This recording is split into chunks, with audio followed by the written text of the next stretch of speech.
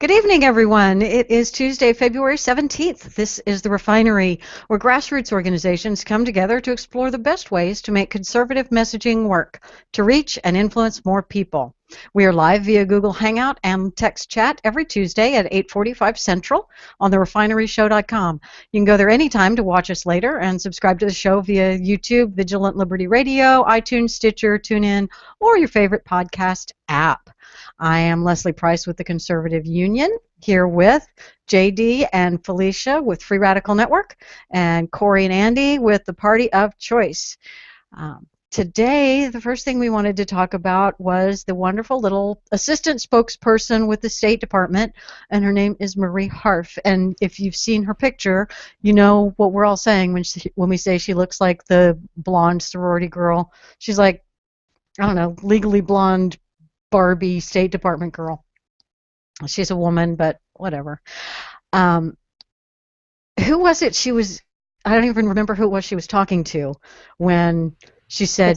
Chris Matthews? Chris Matthews. You know it's bad. You know it's bad when when it's a liberal talking to Chris Matthews and there's a blow up and everybody's upset over it. Absolutely, and Chris Matthews was being tough on her, and he had the right of it, because he was taking the ISIS threat seriously and wanting to know why the Obama administration isn't doing more and taking this threat seriously. And she was all, well, we can't kill our way out of this, you know. It was, I don't even have a link to what she said. It was so stunning, I just sort of blew past it thinking, no serious State Department spokesperson could have actually said this. It blew my mind. I didn't know what to do with it, and apparently neither did Chris Matthews. And she went on to then say, not only can we not kill our way out of this problem with ISIS, it's not really so much terrorism, and it certainly isn't the Islamic religion. It's that, well, we need to focus more on the long-term things about, like, getting them some jobs and stuff. So, jobs. We need to get them jobs. The reason they chopped the heads off of the 21 Coptic Christians in Libya that they kidnapped from Egypt and took over to Libya to behead, it was just because they don't have jobs, and they probably don't have, a good welfare program. Who took their gerbs? Yeah, who took their gerbs? Oh my God, I feel bad laughing about it because it is so deadly serious what they're doing, but it's just laughable incompetence. It's one thing to think that, but you're a spokesperson speaking on behalf of the State Department, on behalf of your entire nation, to the world about what the the largest democracy in the world is going to do, and how we take the seriousness of the threat and what we're going to do. And that person is the one saying, well, we can't kill our way out of it, and we really need to look at, some jobs for them, get them some jobs. So as is typical in this fabulously not take it seriously and make a joke out of everything culture, there is now a Twitter hashtag that I think we should definitely jump on. So this is the bit of conservative messaging out of it, and the hashtag is Jobs for Jihadis with the number 4. And I think we're going to start out with a picture of Marie Harf, holding up the sign, like the Save Our Girl or the Bring Back Our Girls sign.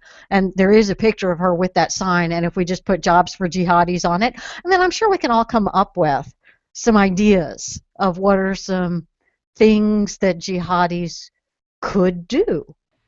Demolitions experts. There you go. Yeah, but the workman's comp on for any job with them on it, it's really... They're bound to have some good ideas for vest design, perhaps sword manufacturing,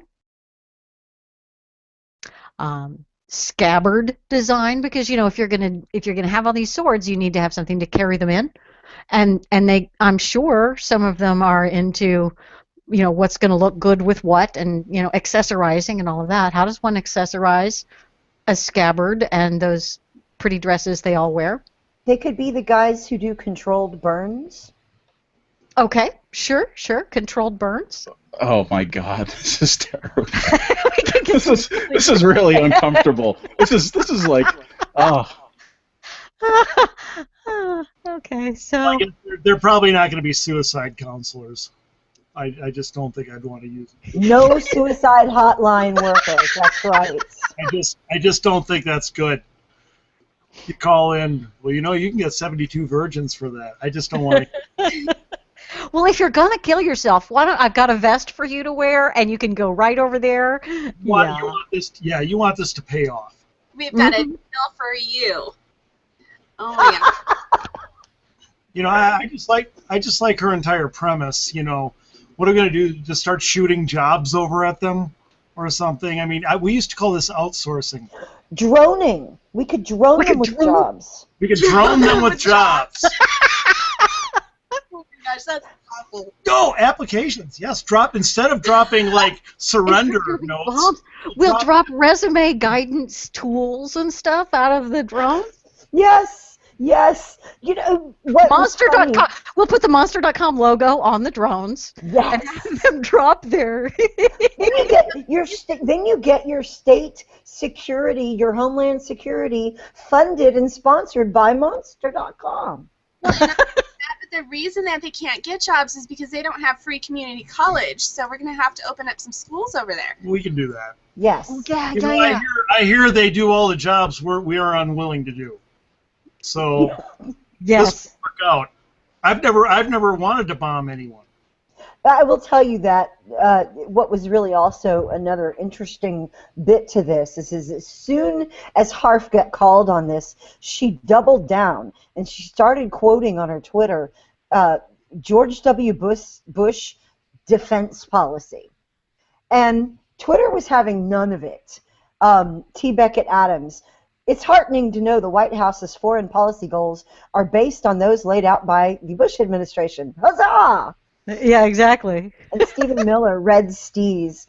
Obama has desperately tried for 6 years to separate his foreign doctrine from that idiot cowboy Bush. Harf just threw all that away. It was interesting that he went there. Well, and then she went there. And then she went with the classic liberal second step, is that it was just a little bit too nuanced. You didn't understand me. You guys are dumb, and I'm real smart. I got glasses. Yeah. That's exactly how I would imagine she said it. That's my problem. Obviously, that is my problem. I have those little wireframe, teeny tiny little glasses. I need to go get some horn rimmed smart glasses, and then okay. Hipster glasses. That'll make it all better. Yeah. But now, my big question is, how bad? I'm sure that after we make fun of this person for being just outright silly, I'm sure that there's going to be an outcry of war on women, because we're picking on poor Marie Harf. Sure.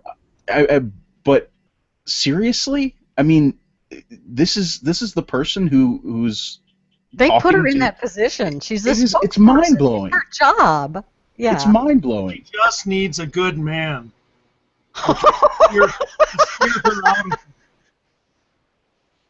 Wait a minute, she's on the left. There are no good men there. Okay, never mind. But I'll bet you that Biden would be interested. Oh God. Oh my God. Creepy Joe. I've heard that Pamela is still available, so maybe they could hook up. We did not have Joe Biden on our topic list, but guys, seriously, have you seen the GIF of that? Okay, for those of you who haven't seen it, it was the swearing in of what's his face, the new dude, Carter, whatever his job is now. The new Secretary of Defense. This is how much I pay attention. Because Obama can't keep a Secretary of Defense because he doesn't listen to them, which is why we have twerps like Mary Harf spouting nonsense about us not being able to win a war by killing the bad guys. So yeah, this Carter. Okay, so he's our new SecDef, because this is what, our third or fourth SecDef in the Obama administration. but it was the swearing in, and the guy's wife was standing to the right of him, as wives do, at the podium, and Joe Biden was standing behind the wife, and he's like grabbing on her shoulders and holding on and being all creepy about it, and then he leans in to smell her hair and rubs her arms, and it was just what I saw, and I think for most of the women who see it, we've been in that situation where it's a professional situation and you can't recoil in horror like your instinct is, so you absolutely freeze. That woman had a good 2 or 3 seconds of the total freeze. Her face was frozen, her body was frozen because she could not react. She knew she couldn't. And then you see where Biden leans in to sniff her hair, and it's grossing her out so much that she's like, okay, if I acknowledge what he's doing, will it make him stop? So you can kind of see that she's had that struggle of, do I break the freeze to acknowledge and get him to stop, or do I then just I'm stuck with it and I have to run away? It was horrible. Wait a minute. He leaned in to sniff her hair. He leaned. I Give don't her know a that kiss. It was like it was a weird. It was creepy as hell. I just wanted us to touch on it because I didn't want to. I wanted to touch on him touching on somebody. Stop using the word touch. And then Yeah, let's move on. Let's in my fantasy world, she gives him an elbow to the gut. Oh, I'm so sorry. I'm sorry. Her elbow was not in gut range. It was lower because she's a short little bit woman. lower. Well, yeah, I know a little something about that too. So yeah, So I was being there's polite. yeah. Oh, Well, okay. I'm sorry. I forgot that we need to respect the office of the vice creep. Yeah. Well, and the thing was, there was a story that came out a little bit later this afternoon written by a woman at Talking Points Memo, and she's a leftist, and she asked the question, why is it okay? Why are we okay with Joe Biden doing this? And she actually wrote the article about how he's a serial perv, that he keeps creeping on women, and the left puts up with it and doesn't criticize him for it, and she acknowledges that if he was a Republican, we certainly would.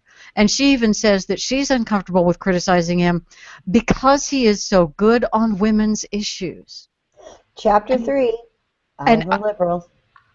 Absolutely stunning. That what occurred to me when she's talking about, we don't criticize Joe Biden for all of his creepiness about women because he's so good with women's issues.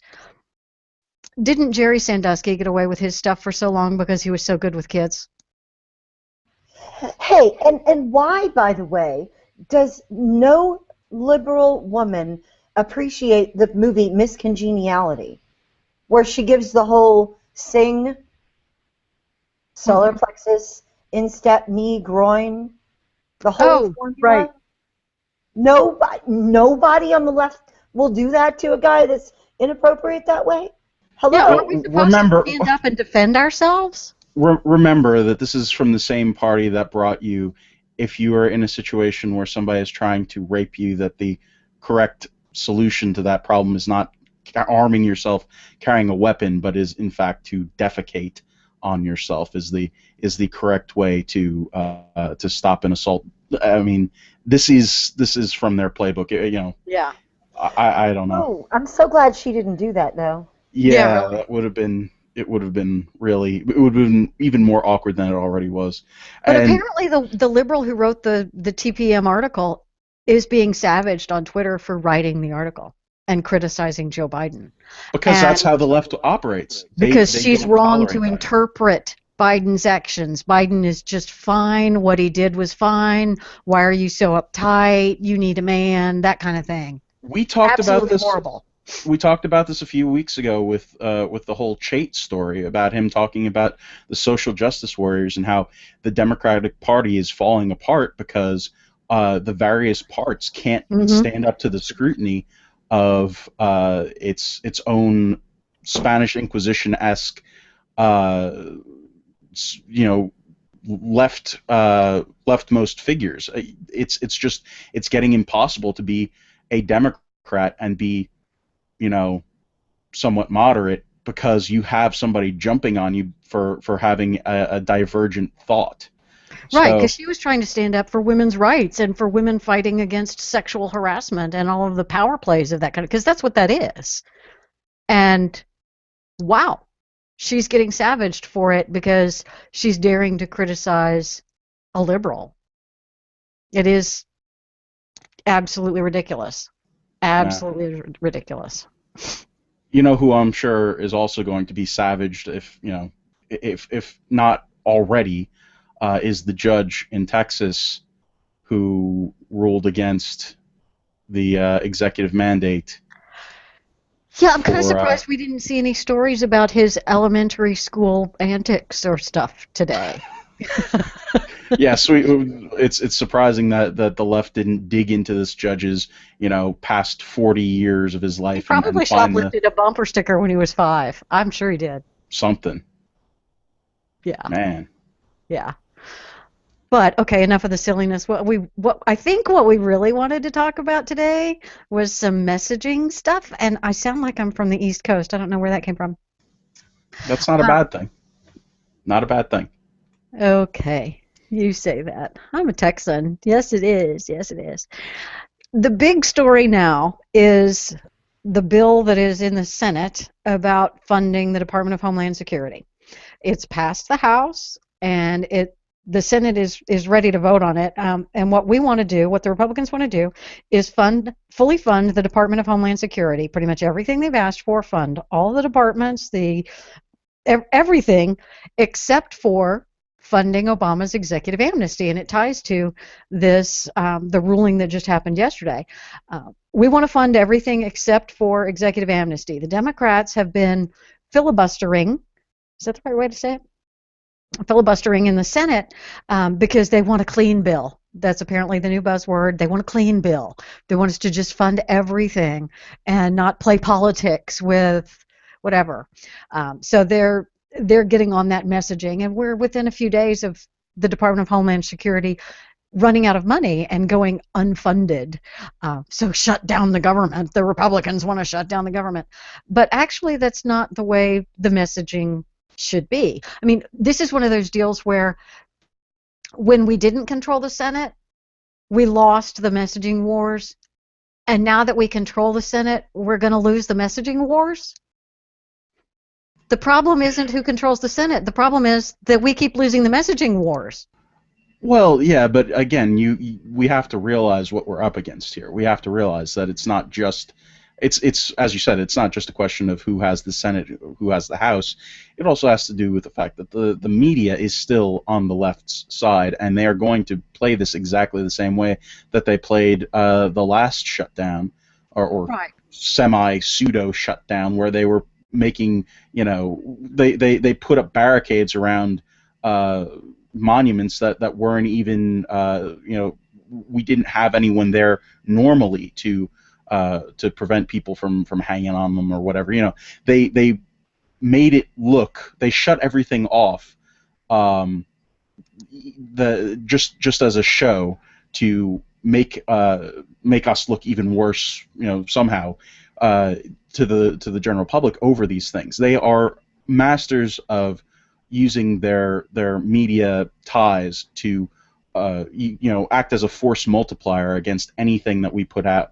So I think that this is something that we can win, but it's one of those things that I'm hoping that we get bailed out. I hope that the judiciary side of things can tie this up for the rest of Obama's 2 years as president, and then we can handle it on our own.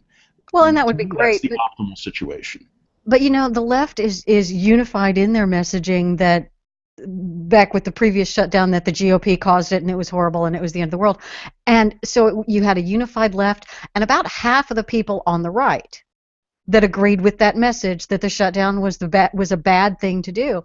So not only were we behind the 8 ball in that we don't have media and education, we didn't have half of ourselves. But what in this particular instance, we have John Boehner with a spine. he has said in his rather No. in his rather No. This is forthright and impossible. explicit way, he's actually said the House has done its job and it's time for the Senate to do theirs, and the Democrats need to get off their ass and do this. He's Leslie, actually said it that way. No. Yeah, John freaking Boehner. You must be mistaken. I've heard from very reputable sources. It wasn't the Onion. I've heard from very reputable sources that John Boehner is a rhino and he's the worst person ever, and that half of the Republican Party should just give up because he's the Speaker of the House again. I mean, a couple things here. Sorry. Oh, I'm sorry. Go ahead, Leslie.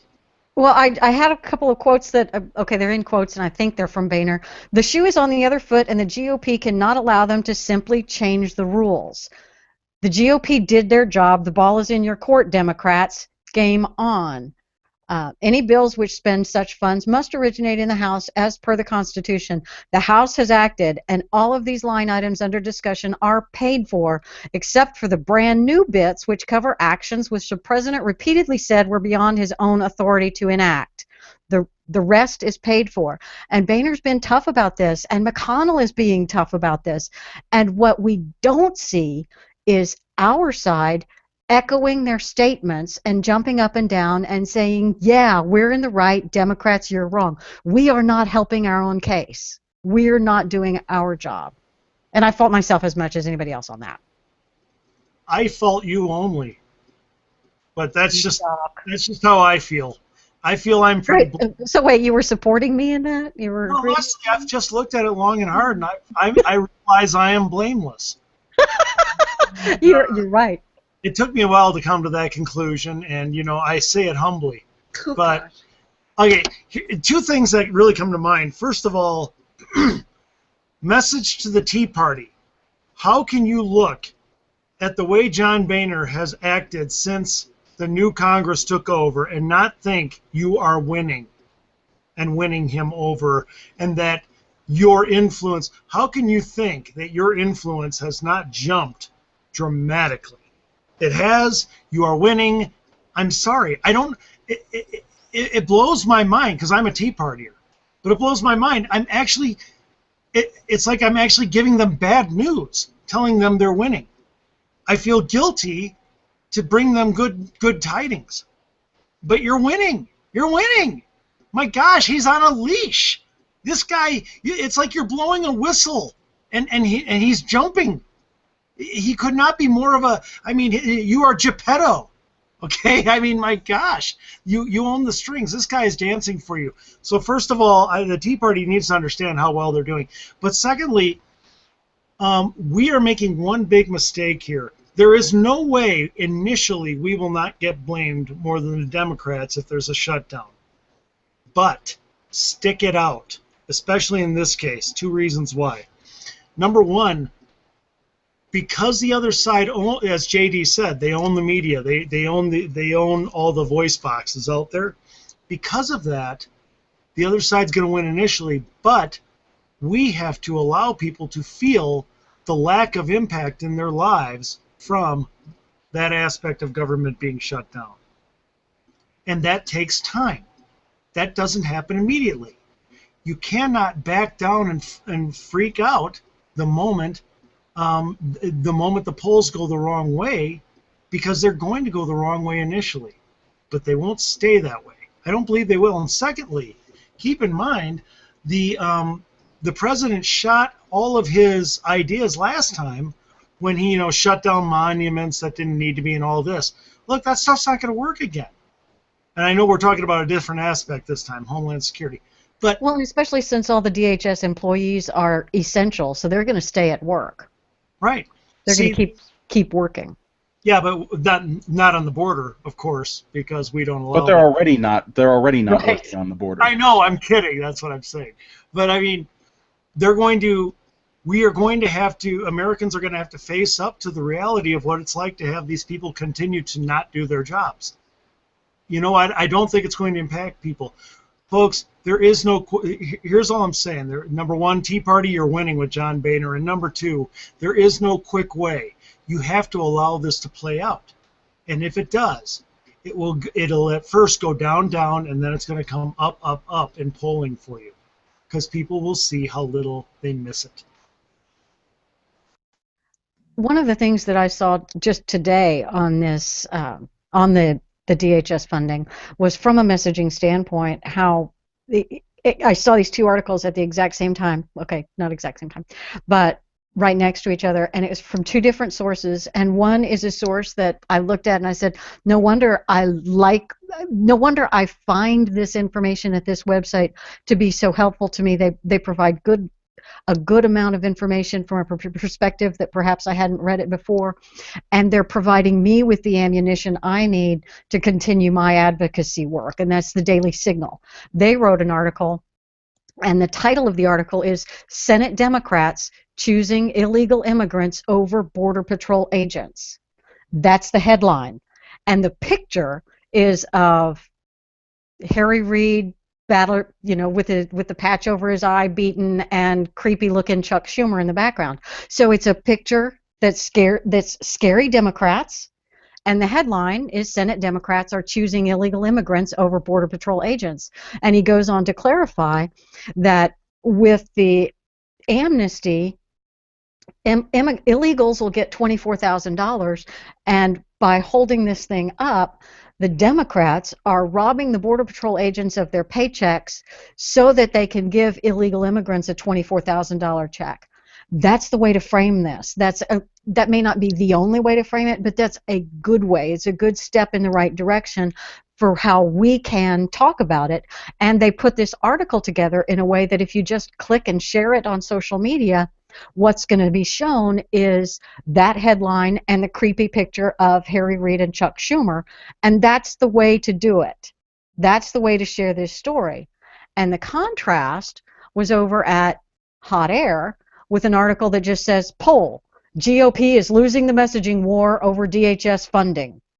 And then it goes on and gives you the stats about the poll and how it's not surprising at all, but the GOP is losing and we're bad people and the messaging is bad and the public is going to hate us if the thing is shut down. And it's very doom and gloom, but it's fact-based, but it's nothing that if you share this Hot Air story, you're going to demoralize your own side and you're not going to help anyone. But if you share the Daily Signal version, yeah. I mean, we do this all of the time, and there are lots of blogs that I love out there, but there are just the doom and gloom, the sort of just ridiculous. No, we have no plan. There's no possible way that we can get out of this in a good way. There's no possible way we can win. We've already lost. But I'm smart because I'm telling you this, and yes, love me. Course. It's all about me. I'm the smart one, and you need to realize that I'm smart because I'm going to tell you this stuff. But the GOP sucks. Keep reading my blog and I'm buying my ads. Guys, isn't this a classic case of where the right really shoots itself in the foot by preaching to the choir and talking amongst ourselves all the time and not being active on public sites, on more, wide-ranging sites and blogs and so forth? And here's what I mean. You see, the left, what they would do is package very quick messaging. And for us, the example would be very simple. They're getting 99% of what they want. The 1% is something the American people didn't approve of, which they didn't when Obama shoved that through. And yet they shut it down. Okay, that's a very simple line of reasoning. But it does no good if we keep blogging to ourselves about it. You see, the left would be motivated, would be mobilized.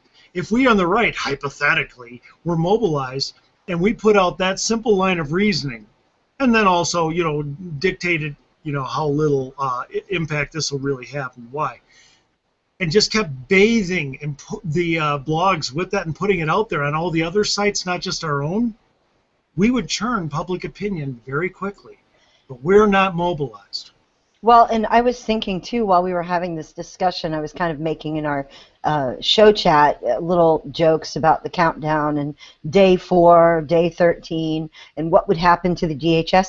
But it strikes me, if there's a deadline on this by which, the 27th of this month, by which something has to be passed or the DHS is unfunded, then it seems to me that we could probably approach that from the front end and talk about all the war preparations they're going into, like stocking up on coffee, you know, the Dunkin' Donuts packaged coffee for their coffee makers, and you know, some of the things that in the office, you know, ordering extra paper now, and just little panicky things that they could do, and put out one every day, you know, T minus, you know, so many days, and poke fun at them. I think we could crowdsource something like that, and then if DHS actually does end up, quote unquote, you know, defunded for the time being, we could then go into day 1, day 3, day 7, whatever, and have some fun with it, and really poke holes in the things that they do. I think it'd be fun. Anybody up for the challenge for that? Sounds like fun to us. Yeah, I mean, how do we mobilize enough people though to hit the you know the sites that are not just merely conservative, not just the choir? That's what Twitter's for. That's what Twitter is for. Exactly. Very well put there, Corey.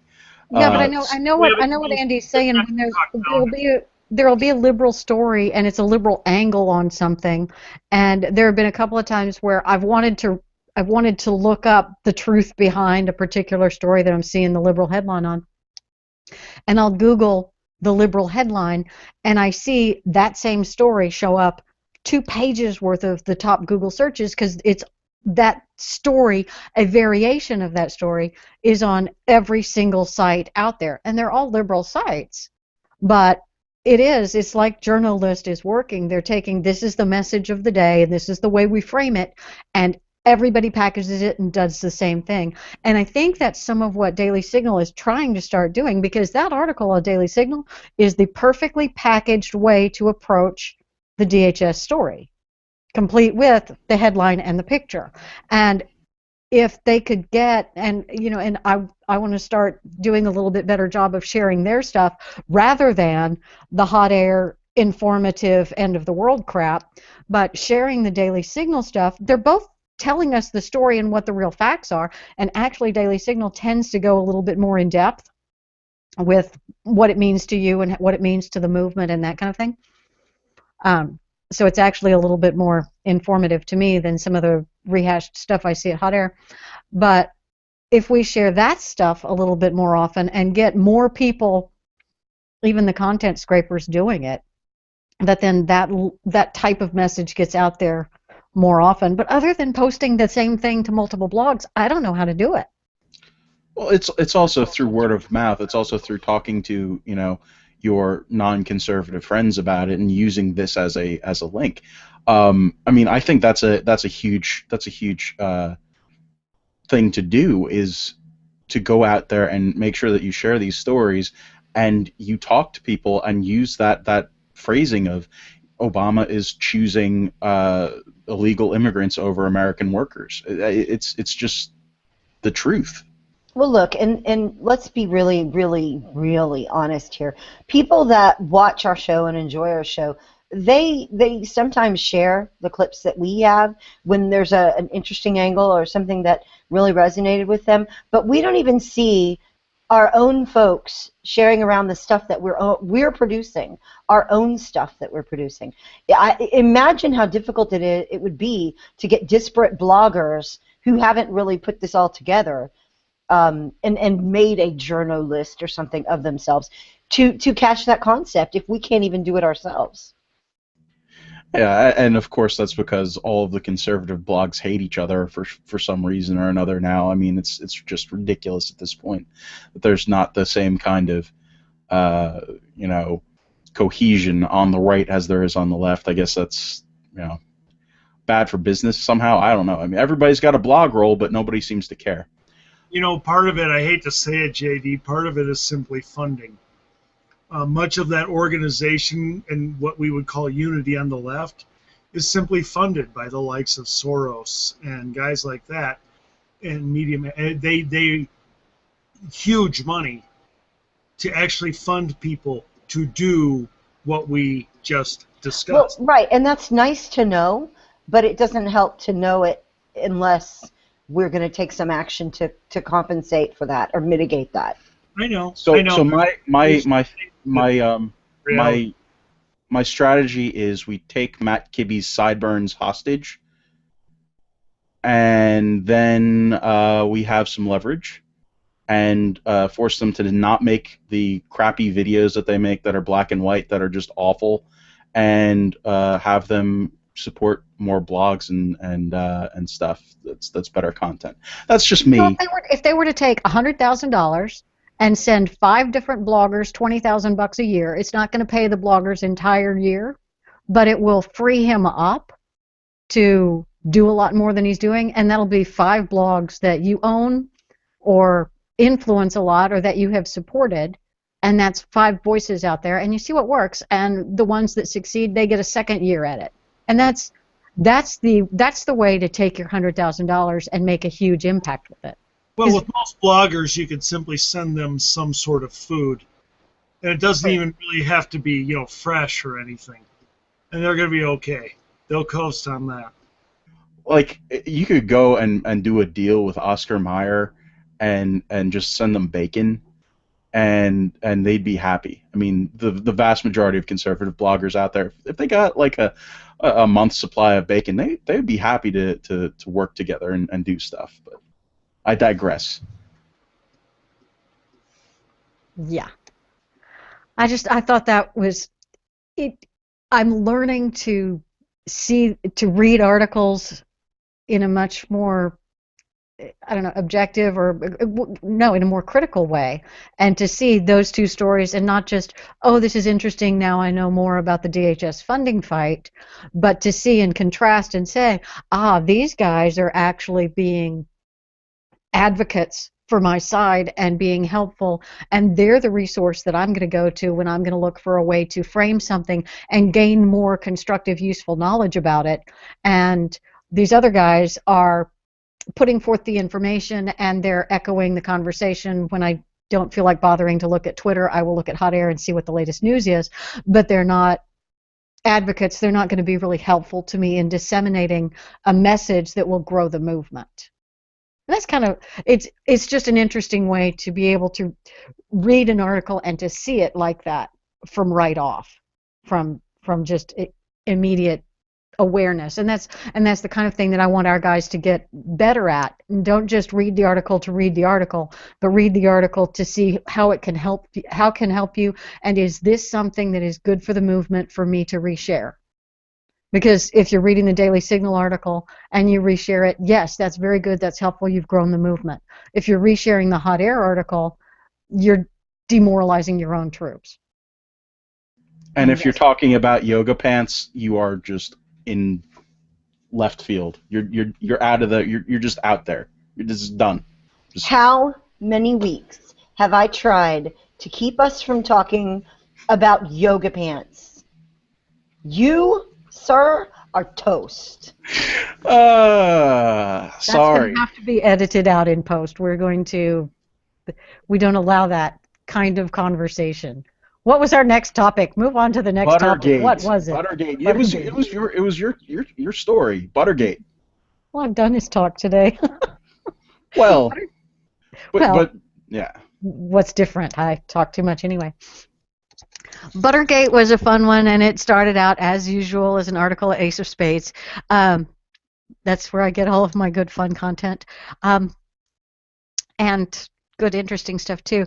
But this was in the sort of along the lines of the science and what we've been told for the last 40 years from the really smart people that are both in science and in government. So they're double plus good people, the FDA, that has been telling us for 40, 50 years that cholesterol is bad. It's really bad, super bad. Well, oops, never mind. Butter's good for you. Cholesterol's fine. Eggs are fine. And all of the super experts are no longer super experts. And it just sort of, it's all about one discredited research study back 60 years ago. It's since been discredited, and a bunch of semi-scientific, but mostly business people jumped on it, and they were able to get some regulations to support their industry, and then the regulations continued, and then there was too much history behind it, and we all had too much to lose, so we had to just stick with the fact. And how many people have been made fat and diabetic and sick and dead because of bad science? It's big corn. Yeah, It's it is. big It's corn. big corn. It's high fructose corn syrup that has been replacing fat for Right. flavor. So Right. it's big corn. We're not supposed to have fat in stuff anymore, but you still want flavor, and you can't have salt either. So you have to get sugar, but then we have these sugar tariffs because we don't want to get our sugar cane from Brazil. So our sugar is ridiculously expensive, but we'll subsidize corn, and from corn you can get high fructose corn syrup. So we have our subsidized corn farmers that have to keep fat bad, sugar good. Yeah. It's all that distortions the market. I'll let you go in a second, Andy, but I just want to point out that this has happened before. It's in a less sexy topic, but spinach.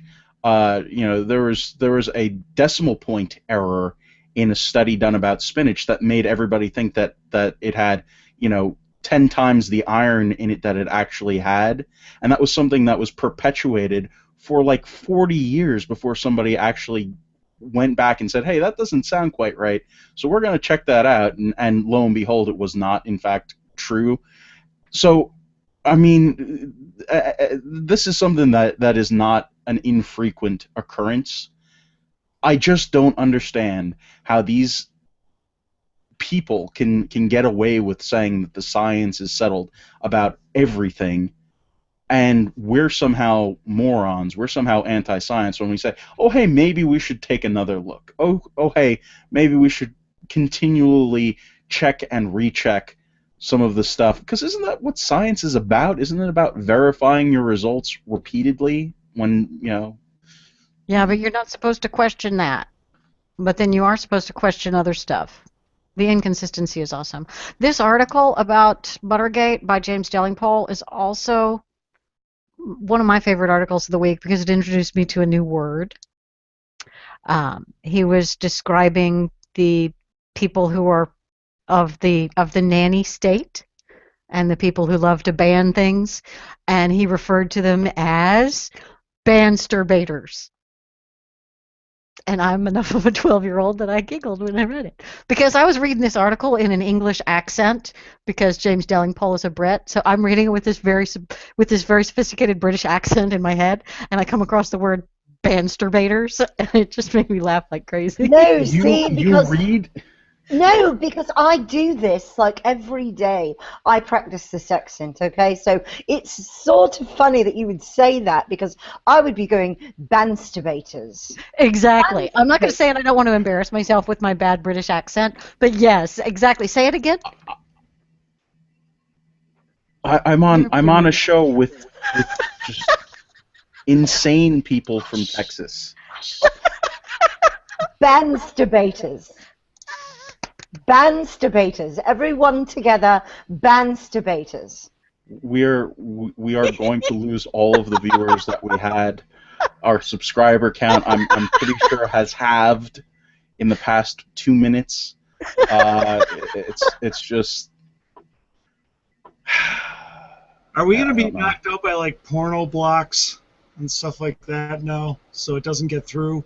Yeah, I think that we are going to that the parent the child filters will now catch the Refinery show. It's just it was a bad day for the Refinery. It's not doing so good. We should be banned. In fact, that's what's going to happen next. We will be banned in several states. You'll be banned. You're a bansterbater. I see. There should be a law. Jeez, stop.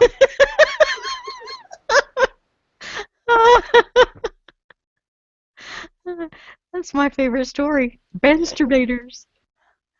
Okay, what were we going to talk about next? I No, think the great thing about this is how it applies to so many other levels of science that people call science. Everybody's masturbating. Again. You're going to go blind. Stop. Can we get government funding to study masturbation?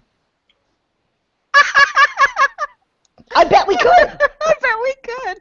Yeah, except that it's going to be a favorable study for the left because that's how studies go. I mean, they know where their bread is, but.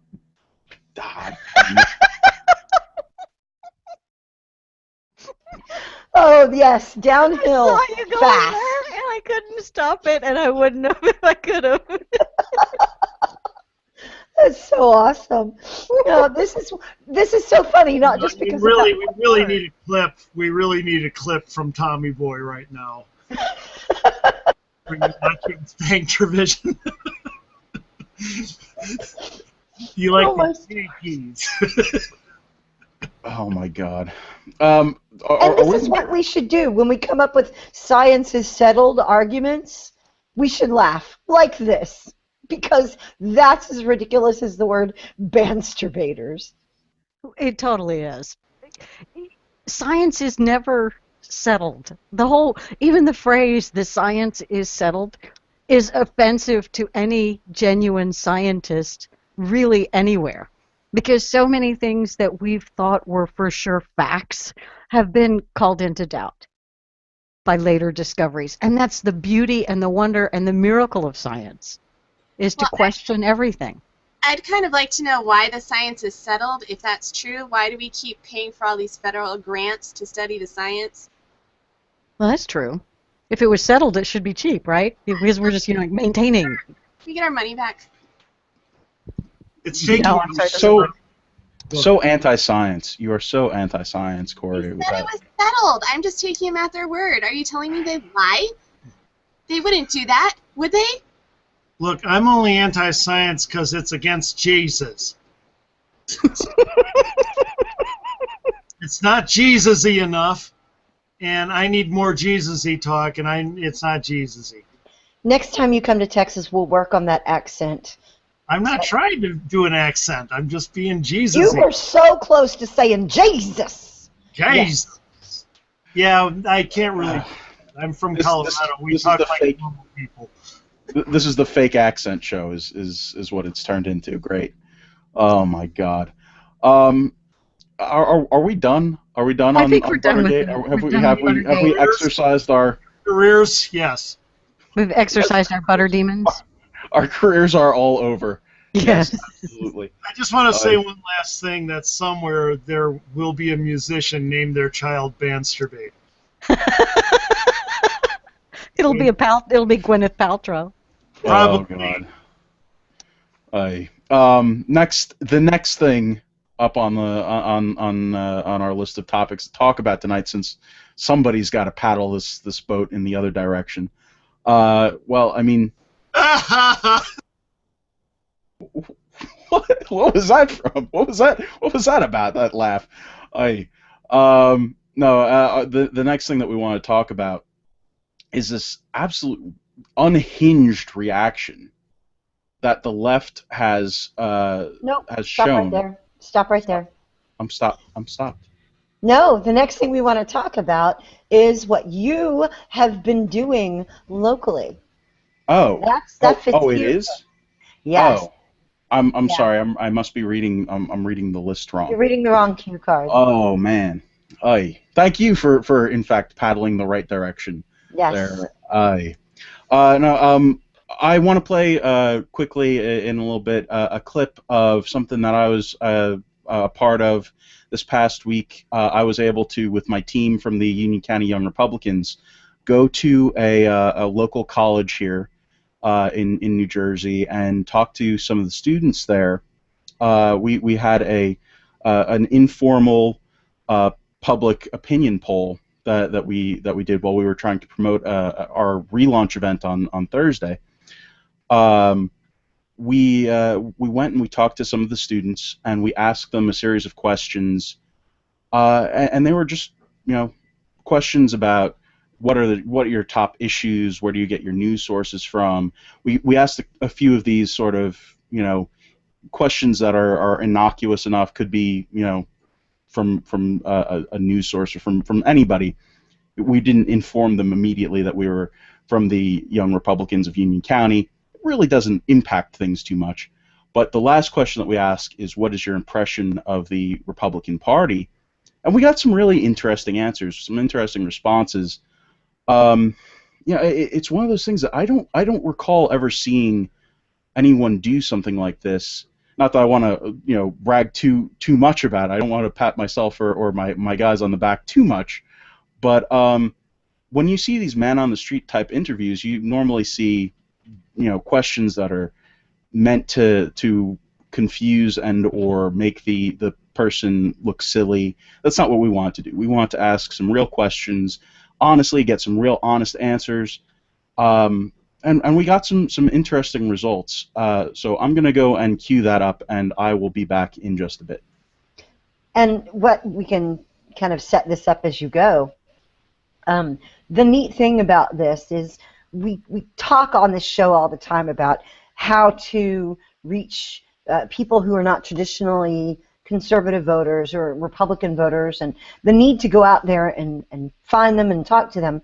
And the question becomes, how do you do that? And Andy and Corey have talked a lot about engaging with questions and asking people how they feel.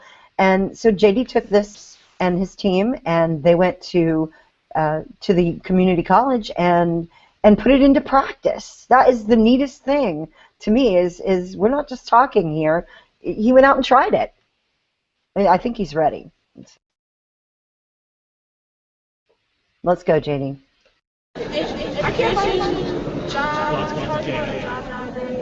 People are saying Black lives matter, all lives matter. Equality for all. Division they got between the middle class and the upper class. Gun violence, drug use and abuse. One would be the legalization of marijuana. Second would be school tuition. Break my pockets. I would say racism. Okay. I would say racism. Anything? Healthcare. Okay. For the elderly people. You know what I mean? Everybody having money to pay for stuff like that. Yeah.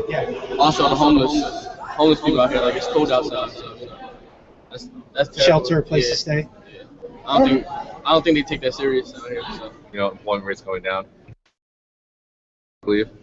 And I think over the next 10 years, it's going to go down a little bit more, probably 5.3, 5.2, from the Great Recession, where it was at 10%. I expect minimum wage to be the same, which it should be. We're in expansion. Things are getting cheaper. Technology is getting a lot better.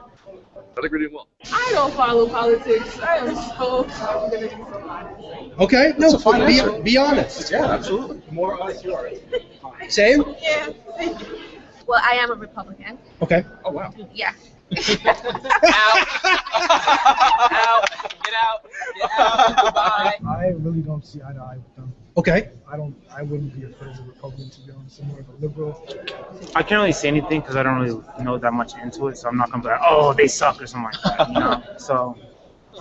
The Republican Party, I feel like, well, the way I was raised and the way I was taught is that the Republican Party takes money from the poor and gives it to the rich, and then the Democratic Party takes money from the rich and gives it to the poor. That's been my perception of it for my whole life. I've never really looked into it that much. I would say they were a little snooty. Okay. But other than that, I'm not really sure. I grew up in a Democratic family, so I would only really comment on Democrats. Okay. Well, I don't have an opinion on either side. So. Okay. I think each side does its own thing, but they're together somehow because they have to form an agreement. So it's not just one side. It's a two-sided government. So. All right, just one last question for you. What is your perception of the Republican Party? To be honest, I don't really know enough about the Republican Party to tell you. Okay. That was really interesting to me that they they were honest enough to say to the interviewers, I don't really know enough to answer the question. I thought that was actually, you don't get that a whole lot. You don't get the honest humility involved that's required to say, I don't know enough to really answer that question. Because when people get older, they feel like they have to make something up. You know, what really struck me, besides their honesty, which you've already brought up, was how all of them were responding with what they've heard. None of them are responding with what they know. And that really speaks to me. Absolutely. When they're absolutely just repeating something they got somewhere else, and then they encounter someone from, you know, the Republican Party, they seem to me, just looking at these few people, they seem to me very open to the encounter with these young Republicans. That's a foot in the door to me. Well, yeah, and the fact that it was obvious that they were repeating what they had heard, which they're acknowledging and they're telling you, well, I've heard this, giving you the opportunity to counter with, or to, they were saying that they're open to actually learning the truth, which I thought was optimistic. But it is very true that they, to a man, have heard bad things about Republicans. I just loved the black guy with the Hispanic girl when she said that she was a Republican, because obviously they're good friends, and then he freaks out on her. So maybe Republicans aren't everything he thought that they were. Right. Yeah, those two were really fun. They gave the longest interview, and they're going to hopefully show up to our event on Thursday, so we can further communicate with both of them. It was a really interesting experience, and we were really happy with the responses that we got, and especially what you were saying was just the fact that nobody was really like, no, get out of my face, I hate you guys.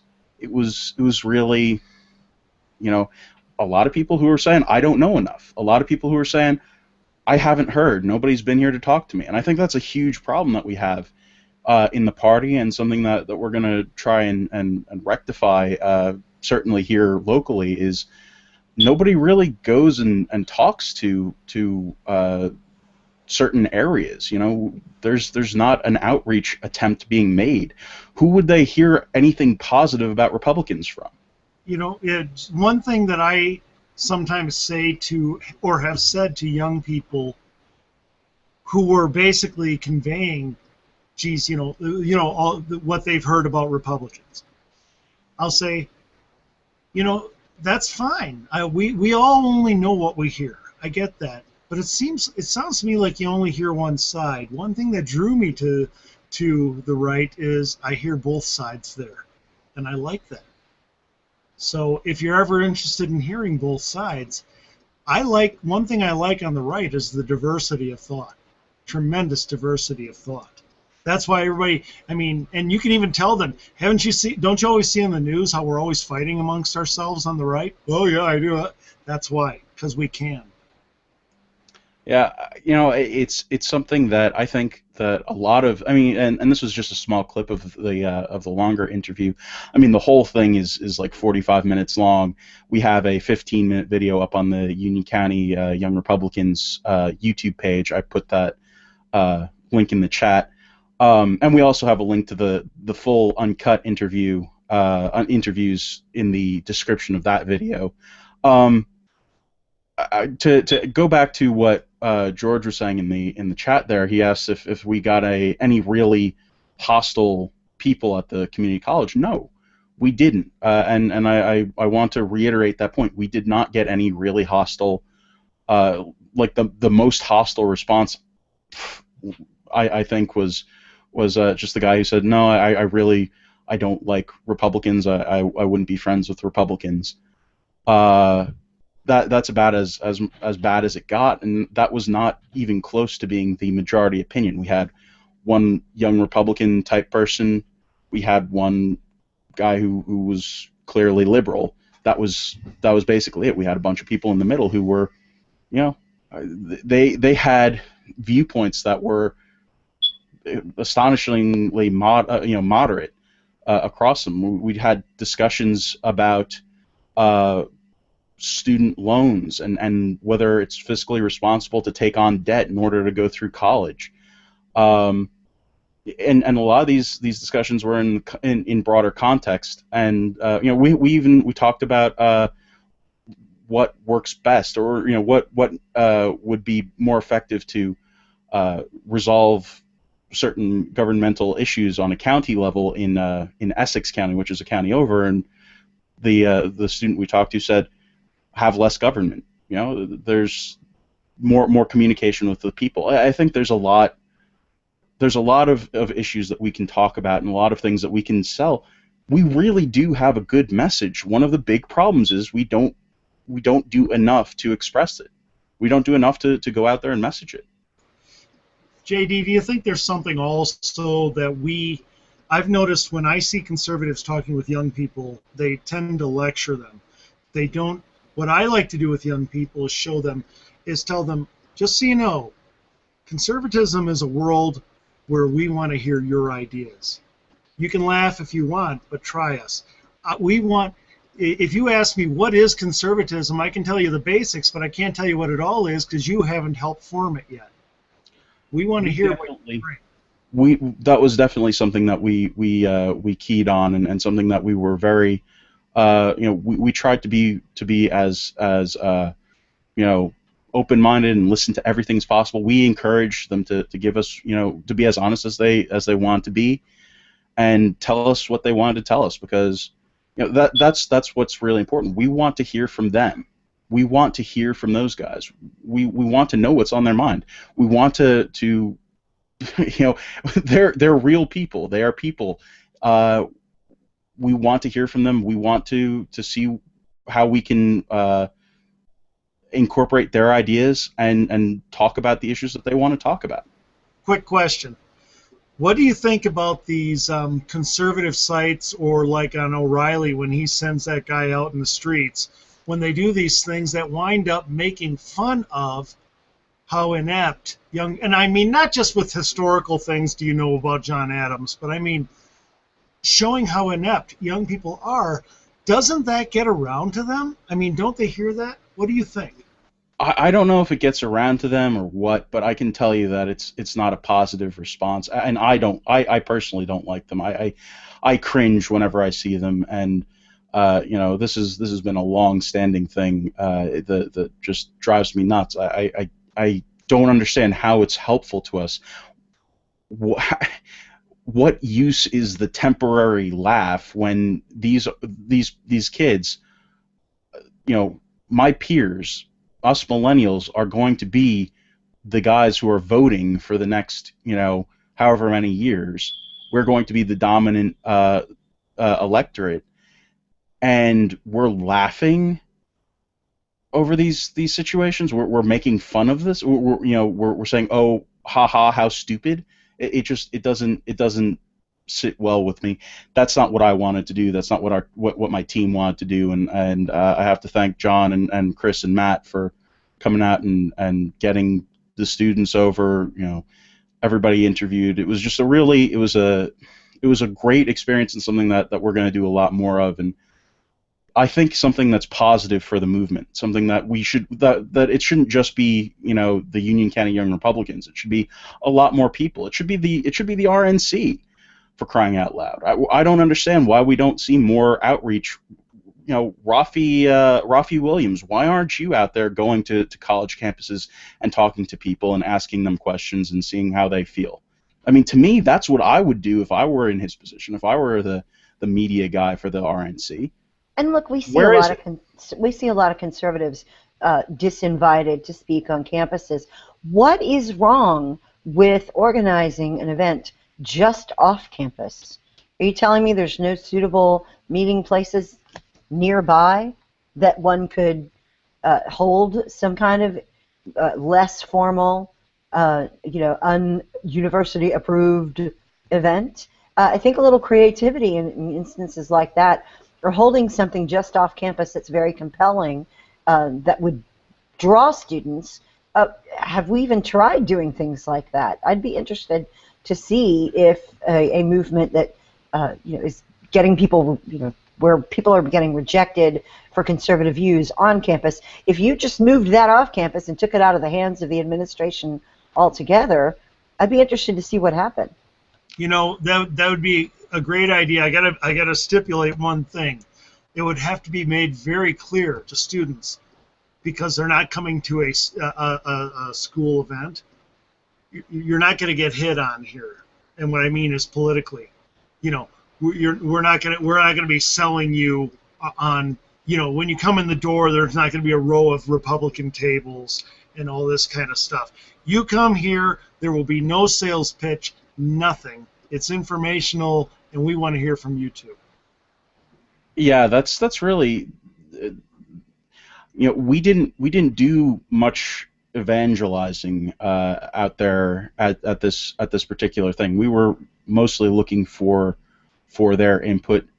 I don't know. I mean, what we did was we invited them to our party that we're going to have on Thursday, and maybe we'll get into some more reasons why we think that our ideas are better, or ideas are good. Maybe not. I shouldn't say better, because that's a slippery slope there. But why our ideas are good and are of some value, and let them decide. By party, you mean smoking jackets and pipes and highballs and stuff like that, right? No, I do not. I mean probably a fair amount of talking and a lot of appetizers. If the past has any kind of impact on what this event is going to look like. So no, and no, none of us are multimillionaires that are just sitting on our trust funds and parking our yachts outside. It's not how this is going. You're just dying to wear your suit and tie, JD. Dying. Yeah, that's dying. Yeah. I think a great strategy was that you went to a community college rather than to a big famous 4-year college where there's all the competition for the attention and the supercharged political atmosphere of pretentiousness. Community colleges are going to be more you're going to have maybe older people, maybe younger people that are just out of high school and haven't really thought about their future. It's a different crowd that doesn't get all the attention. And I think that's going to be a more receptive crowd. I think it was really smart for you guys to go to a community college and to ask questions first, because you don't earn the opportunity to explain to them who you are until you find out who they are. And you don't sell to somebody that you don't know, and you don't know what aspects or what features are going to matter to them. So you have to learn who they are and what they want and what they know and what they don't know and what's important to them, so that you know what aspects of the Republican Party will matter to them. What are the features they care about? Absolutely, and I think one of the things I'm most proud of, I'm getting a bit of an echo here. I don't know where it's coming from. Anyway, one of the things I'm most proud of was the fact that going out of this interview session was that I don't think anybody that we interviewed left with a worse perception of the Republican Party, but actually had probably a better feeling towards the GOP, just because we were good representatives. We were not. And that's the key. Yeah, we weren't being forceful about stuff. We weren't being jerks. We were there. We did what we did, and I think everybody was pretty much happy coming out of those interviews. I don't think we had a single person that was really upset, for any reason. I think that's awesome. It was an awesome thing, and I really look forward to you guys doing more of that and filming more of it and letting us see it, because that's the kind of good stuff that we want from young people. I kind of hate the phrase young people because it kind of sounds, I don't know, am I the only one that makes it sound Get off my lawn.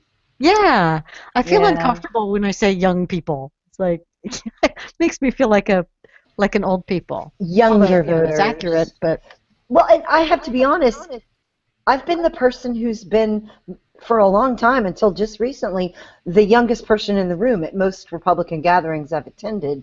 So I have a mixed feeling about this younger generation coming in and doing things in conservative movement, because they're stealing your place. I'm not the youngest anymore. Yeah, I was always the young person at business meetings and stuff, and then the day I looked around and I said, "Oh, crap. I'm not the kid anymore. Yuck. Get off of my lawn." Speaking of getting off my lawn, how's that for a segue? We wanted to talk about Scott Walker a little bit, and not about Scott Walker because he's sort of just the victim in all of this, or more explicitly, his parents are. And this is a story I didn't really pay that much attention to, other than the leftists kind of are at it again. There's no one and nothing that they won't protest and get angry about, and they're so full of the righteous anger, and they have to let it out somewhere. And this week they let out their anger via protesting at Scott Walker's parents' house.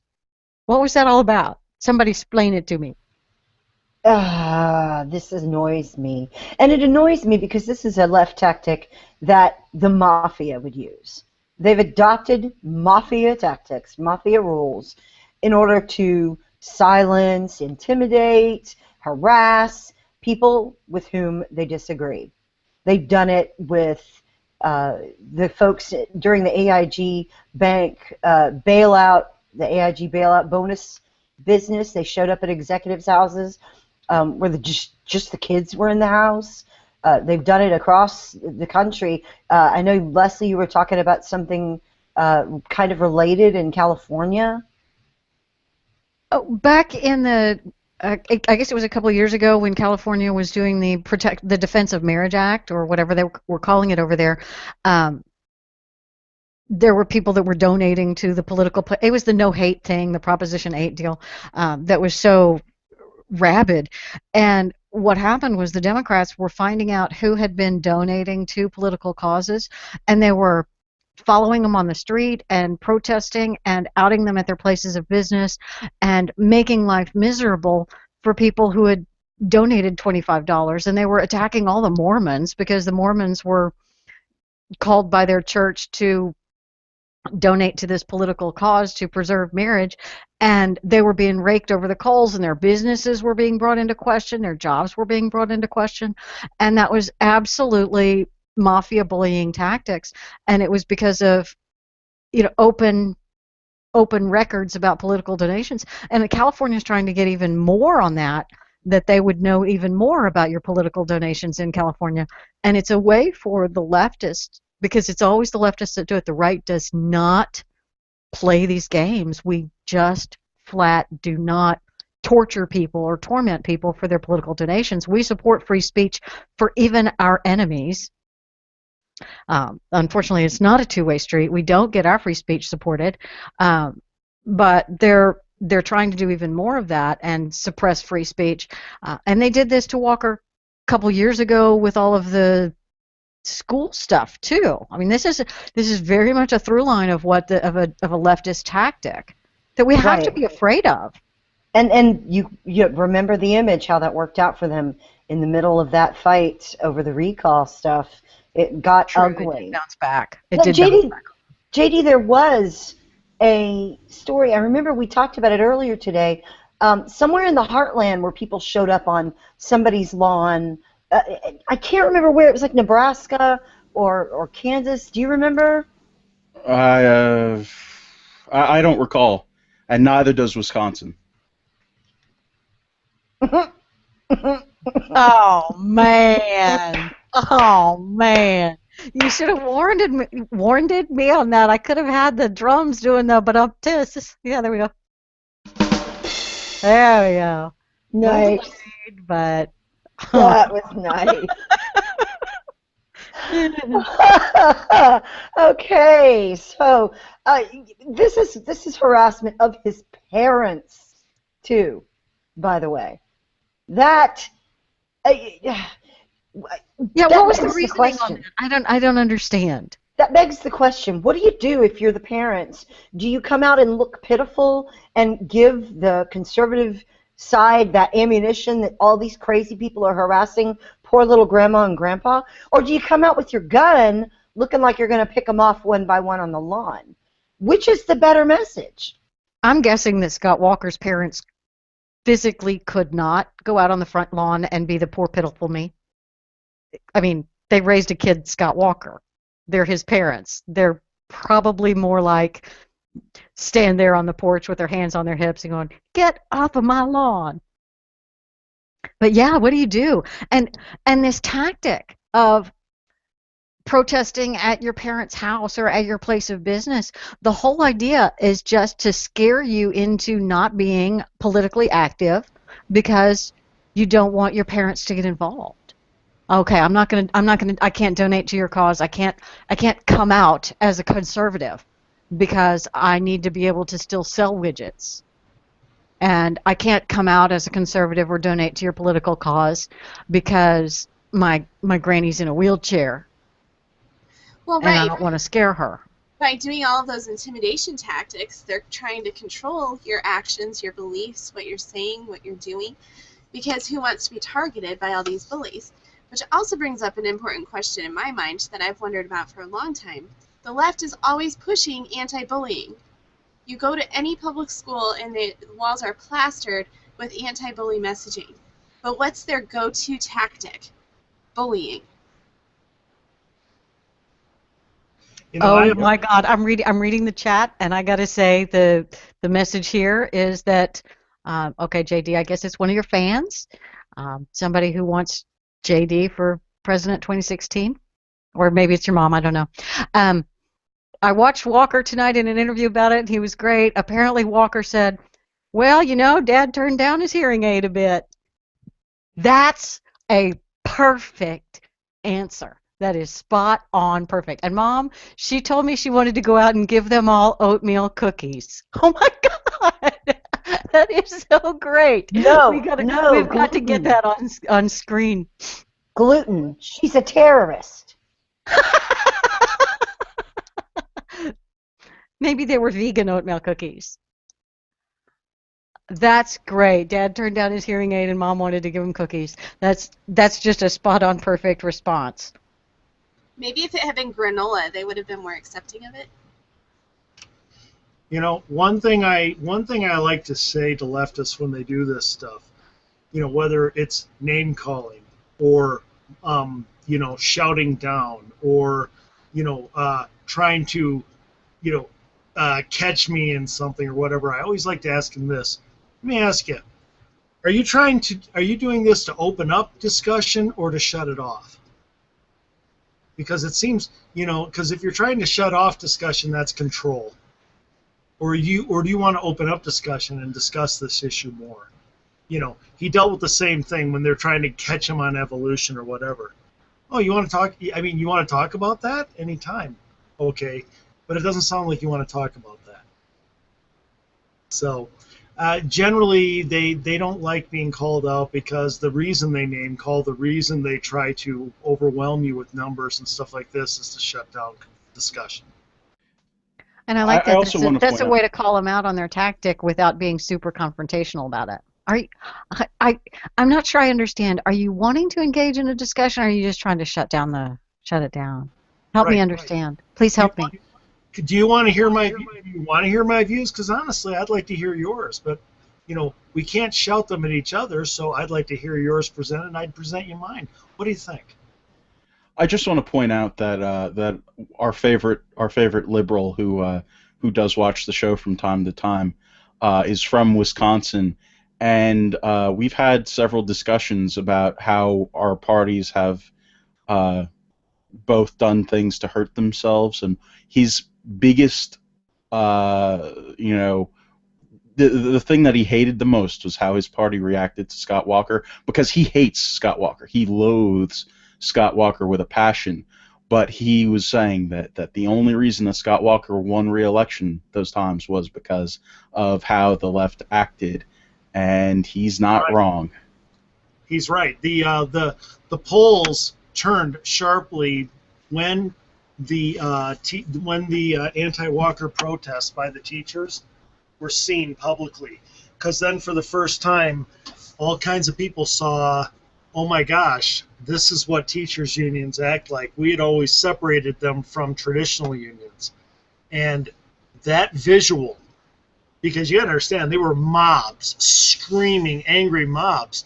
And you've got parents out there like, this teaches my kids. He's absolutely right, which this is the first time he and I have ever agreed. I'm sure he'll be absolutely revolted to discover it. But yes, we're both Badger fans, Buck fans, Packer fans, and now we agree on one other thing in our lives. Right. And if Scott Walker has the power to draw that out from the Democrats, that's an incredible superpower to make the Democrats fall all over, trip all over themselves and look bad. That's a great skill in a candidate. I got to be honest, though. I thought Walker handled the messaging very poorly in his interactions with the, and I won't go into that. We don't have the time, but his interactions on the collective bargaining with teacher unions, I thought he botched it, fumbled it terribly, and the teachers rescued him with those violent protests. Right, and that was something I was going to bring up, because there are tons of people on the right who have the superpower of making the left become unhinged. It's getting that really, really rare one that is able to leverage that superpower into forward momentum. That's the real superpower, because Sarah Palin definitely had the ability to make the left come unhinged. Was she able to use that to really gain any traction to win an election? No. So if we can use this, if Scott has some guys on his team that can take this power that he has to infuriate the libs and turn it into some seriously positive messaging that gets people to our side, that's a really big deal, and that's something that we need to take notice of. Well, and in a related thing that had happened to Scott Walker this week is Howard Dean criticizing him for not having finished college. Most people that have been watching this story have looked into it, seen that he went and left to go to work to support his family, not to, bum around Europe for a couple of years or, whatever, I don't know, Peace Corps or whatever. He went to the Red Cross, if I'm not mistaken, and had a job, and he took on responsibilities and has been working ever since. He had, instead of just wanting to learn in classroom the academic side of public policy, he went and got into it and went from place to place after that, eventually finding himself in elected office. Well, it's that part of that snobbery, that left academia snobbery that says you don't have a certain number of letters after your name, then you don't get to be in this echelon, this group, this club. Charlie Cook skewered that rather beautifully at NRO, but I thought an even more interesting response was Mike Rowe's. Mike Rowe goes into a whole story on his Facebook page about how he got hired at QVC. He went down, and there were a lot of people that were applying, and they one by one went up and did their interview, and it was finally his turn. He goes in and sits across the room from a man who said, I guess it's in a hotel, and the man says, I want you to talk for 8 minutes without stumbling and stuttering, anything like that. And Mike Rowe says, well, what do you want me to talk about? The man just looks at this pencil, hands him a pencil. And for 8 minutes, Mike proceeded to talk about all the features of the pencil, all of the wonderful memories that he had as a child, the great advances in history that were made using pencils, and how pencils are so great. And the man had just told him, sell me the pencil, make me want this pencil. And after 8 minutes, he had wrote at the end of the interview on a piece of paper, he wrote, I'm looking for it, he wrote up, Anyway, Mike had written something on the paper. He gave it to the guy who he'd been interviewing with him, and the guy took the pencil, wrote on it, "You're hired," and gave it back to him. And he's talking about how he didn't have qualifications. The people they were interviewing who were actors couldn't do it. The people who were salespeople were uncomfortable on camera. But they gave him 8 minutes to prove himself, and he did. And so for the people that are criticizing Walker, he's been given his 8 minutes now to prove himself, to be able to answer the charges of whether he, is qualified by whatever measure. It doesn't necessarily mean that he needs a degree, but it was a beautiful response that said it's going to be great to see Walker take that 8 minutes figuratively and spend it showing what he's got. I just thought that was a positive, beautiful way to talk about it. I think this is a huge mistake by the left. Huge mistake, and the reason is far too many people work in workplaces that have young college kids with college degrees come into them, get promoted too quickly, and bomb out, and annoy everybody, and don't produce, and have big egos, and wind up in all the cliques and the inner circles until their production and performance is so horrendous that they get tossed. And that is a common, let me say one more time, common refrain in company after company after company. Here's my answer to that real quick. What matters in the real world? Your piece of paper, or whether you produce a good or service that somebody wants to buy? Why are you ranting on my parade here, Andy? I worked hard on that women's studies degree. I worked real hard. I know. I'm aware of that, and and I'm glad that you found that side of yourself. Okay, I have a degree. Okay, I have a college degree, and I always tell people, look, college degrees, it all depends on how the person uses it. There are people who come into a company and they apply that college degree, and it's wonderful, and then there are those who come into a company and that college degree was worthless. We all see it. Bottom line is, how do you produce? What matters in the real world? A piece of paper, or whether you produce a good or service that people want to buy. Whether you can lead or not lead. Okay, and this is, so when they come down with this kind of educational snobbery, the problem is that there are way too many people in America right now who are very disenchanted with people they've known with college degrees. Not that they hate college degrees, but they look at it and say, yeah, but can you lead? Yeah, but can you work? Yeah, but can you produce? Yeah, but can you perform? And the answer way too often is no. We could use this. This actually plays to our advantage dramatically. I think so too. I mean, I think it's something that, I mean, we talk about how the left oversteps, and this is an evident case of that. It has all of the hallmarks, and I just want to see where this goes. I want to see what happens next with this, because the second that this gets brought up if he makes it past the primaries, if he makes it to the presidential debates, if Hillary or whatever backbencher that they would pick if Hillary wasn't the candidate brings up education and points at this, it's just going to be bloodshed. There's no coming back. There's far too much credentialism in society right now anyway. The whole free college and you're nothing if you don't have a college degree, and that's being used as a absolute bare minimum entrance into a job.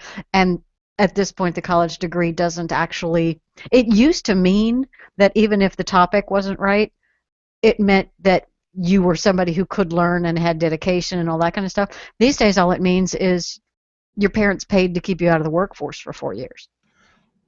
So another quick question here. How much of the Democrat demographic, how many of those Democratic voters, particularly, say, union workers, How many of them have college degrees, do you think? That's where we target. Because How many of them? the blue-collar middle class doesn't have college degrees. And I know it seems kind of ironic to say something that, Scott Walker might actually appeal to union workers. I know that's kind of a crazy concept. But how many people are alienated by this discussion in the left's own camp? Well, and Prue brings up a great point in the chat. She's been looking for work. She said she's seen jobs for secretary that needed a bachelor's. And you know why that is? Because when the economy is down and being run by people who have 3 or 4 degrees behind their name but don't know what they're doing, then it's an employer's market. And they're going to take as high the qualifications to try to weed people out. And they have a huge volume of people to select from because so many people want those jobs. They can afford to bump up, say, a secretary position to having a bachelor's because the market will bear it. Getting somebody in who actually knows what to do will get their hands off the business so that business can create jobs. Will relieve that. But it's the very policies of Harvard and Yale educated people and folks like that who have made this economy do what it's doing. Yeah, if we can, in our messaging, make sure to show respect to education, to the values that can be gotten from it, as long as we keep that caveat in our messaging, we can cream them on this. We really can. This is a big misstep on the left. If they're going to try to make a point of this, way too many people look at college grads who come into the workforce and basically see terribly unprepared, unprofessional, useless people. Some are tremendous, but then they think, wait a minute, I know people who only have high school degrees who are tremendous too. There's if there's a currency that's been pumped up more than the college degree, I'm not sure what it is. It's pretty inflated right now, so it's worthless. But well, yeah, the higher education bubble is the next bubble that's going to burst, just in time for the real estate bubble to come roaring back and whatever. I think that we're coming to the close of this evening's show. Do I have any topics that we've completely missed that we absolutely have to cover? No? I think we're good. Bansterbaiter. Don't be a bansterbaiter. What about Scott Walker's bald spot? This is very important. I don't know. You're clearly more familiar with his appearance than I am. This is sad. Comb over gate is coming, guys. It looks like a skin-colored yarmulke. It really does. Spray on hair. Oh my gosh, is he a secret Jew? I think so. I think so. I thought it was monks that shave their head like that. I mean, yeah. While they're looking into his education, they really should be looking into his family tree. Oh my God. This is what's going to happen. It's going to be the ticket in 2016 is going to be Scott Walker and Marco Rubio, and Marco Rubio is going to have just the worst case of alopecia ever. in the next year, it's coming, and it's just going to be the bald ticket, and they'll have Thaddeus McCotter be their press secretary. Yes. It'll be good. So it'll be the no hair 2016. Awesome. Well, that'll be different. Better than no pants. Oh, yes. And better than anything to do with Joe Biden creepy uncle. Ugh. No creepy uncles for vice president, please. No creepy uncles for vice president. I have a request from the chat room really quickly. I need to say, I love you dearly, Fermented, in my British accent. So, love you, Fermented. And thank you, everybody who was in the chat tonight. Some of JD's pals were in the chat. Meredith Ancrett Walker, another Walker that we love.